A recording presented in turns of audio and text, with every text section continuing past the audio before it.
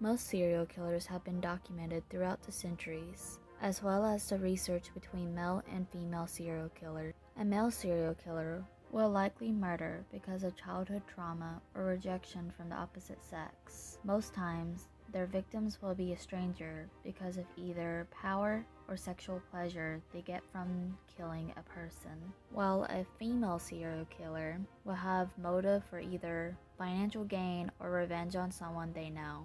Most times, their victims vary, but most likely, they will know the victim. Male serial killers tend to use extreme violence with a weapon or strangulation to their victims, while a female serial killer mutilates or poisons their victims. Mutilation usually happens during the heat of the moment, while poisoning is deemed more personal. An example, Velma Barfield during the 1970s always had death occurring around her, starting from the death of her first husband to a patient that she took care of. It wasn't until in 1978 where Barfield's boyfriend died of unknown causes. During the autopsy, arsenic was found, and because of a tip, made the decision to exhume the body of her second husband that died of similar causes, only to find traces of arsenic. She was convicted of murder that year and was executed by lethal injection in 1984.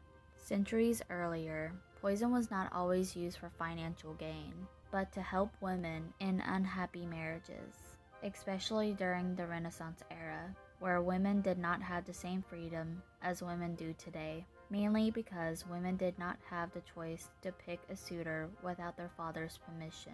During the 17th century, a woman decided to take matters into her own hands and help women that are in abusive marriages by giving them a way out by using makeup. Giulia Tofana owned a cosmetic company during the 17th century and made the decision to turn her business into a secret poison factory, along with her daughter and 3 employees. Her poison consisted of the following: arsenic, lead, and belladonna.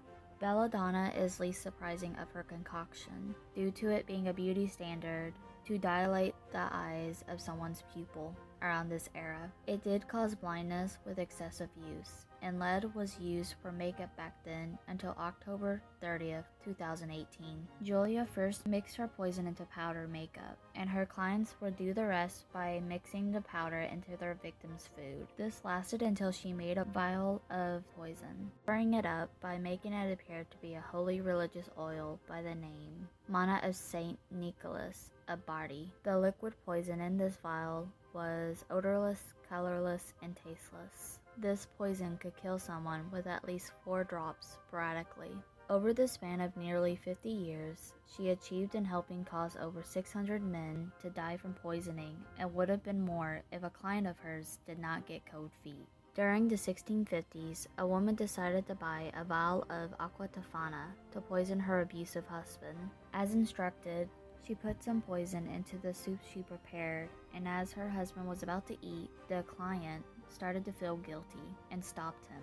He demanded that she tell him the truth, and she placed full blame on Giulia Tofana. Giulia was warned of her arrest and fled to a church in Rome, requesting sanctuary. Her moment of peace was short-lived until rumors spread that she poisoned the water, and the church was stormed. She was turned over to authorities and tortured into telling the truth. Giulia was executed, along with her daughter and 3 employees, on July 1659. Some of her clients received punishment by either imprisonment or execution. Unfortunately, Giulia Tofana's life before these events is a mystery. All that we are left with are speculations.